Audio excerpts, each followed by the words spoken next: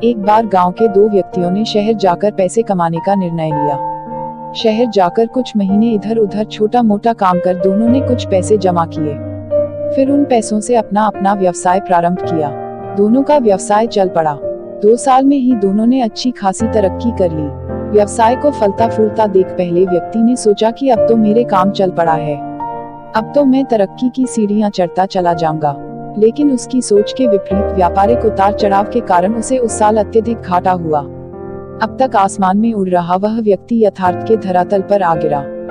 वह उन कारणों को तलाशने लगा जिनकी वजह से उसका व्यापार बाजार की मार नहीं सह पाया। सबने पहले उसने उस दूसरे व्यक्ति के व्यवसाय की स्थिति का पता लगाया जिसने उसके साथ ही व्यापार आरंभ किया था। वह यह जानकर हैरान रह गया कि इस उतार चढ़ाव और मंदी के दौर में भी उसका व्यवसाय मुनाफे में है।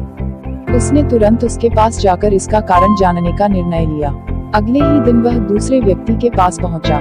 दूसरे व्यक्ति ने उसका खूब आदर सत्कार किया और उसके आने का कारण पूछा। तब पहला व्यक्ति बोला, दोस्त, इस वर्ष मेरा व्यवसाय बाजार की मार नहीं झेल पाया, बहुत घाटा झेलना पड़ा। तुम भी तो इसी व्यवसाय में हो, अब तुमने ऐसा क्या किया कि इस उतार चढ़ाव के दौर में भी तुमने मुनाफा कमाया?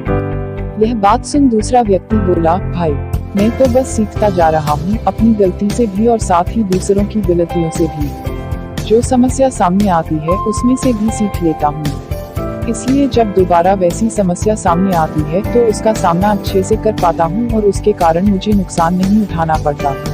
बस ये सीखने की प्रवृत्ति ही है जो मुझे जीवन में आगे बढ़ाती जा रही है। दूसरे व्यक्ति की बात सुनकर पहले व्यक्ति को अपनी भूल का एहसास हुआ। सफलता के मद में वो अति आत्मविश्वास से भर उठा था और सीखना छोड़ दिया था।